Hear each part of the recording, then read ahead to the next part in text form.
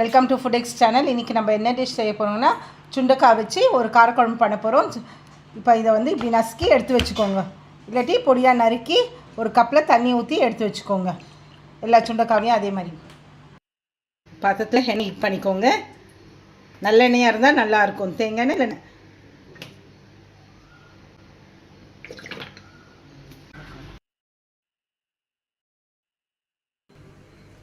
நசுக்கி வச்சுருக்க சுண்டைக்காய் வச்சு எண்ணெயில் போட்டு பொரிச்சு எடுத்துருங்க. இப்போ இது வதங்கிடுத்து எடுத்து ஒரு கிண்ணத்தில் எடுத்து வச்சுக்கோங்க. அதே எண்ணெயில் பொடியாக நறுக்கின பூண்டு போட்டுக்கோங்க. பொடியாக நறுக்கின பச்சை மிளகாய், ஃபைனலி சாப் கார்லிக், ஃபைனலி சாப் க்ரீன் சில்லிஸ், ஃபைனலி சாப் கறி லீவ்ஸ், கருவேப்பிலை போட்டுக்கோங்க. ஒரு நிமிஷம் வதக்கிக்கோங்க.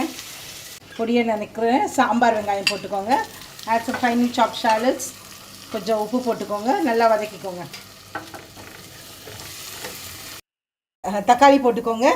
4 தக்காளி ரஃபாக சாப் டொமேட்டோஸ், ஒரு 3 டேபிள் ஸ்பூன் குழம்பு மிளகாத்தூள் உங்கள் காரத்துக்கு ஏற்ற மாதிரி போட்டுக்கோங்க.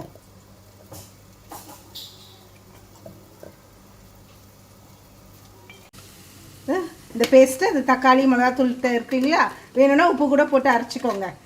அவ்வளோதான். கொஞ்சம் மஞ்சள் பொடி போட்டுக்கோங்க. Add some turmeric. புளி தண்ணி ஊற்றிக்கோங்க. Add the tablet bulb.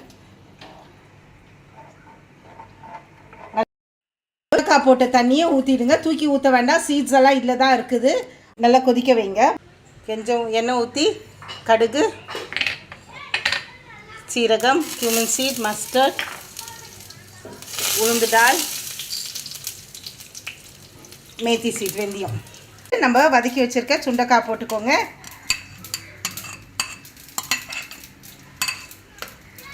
நம்ம தாளிச்சதையும் எடுத்து ஊற்றிக்கோங்க.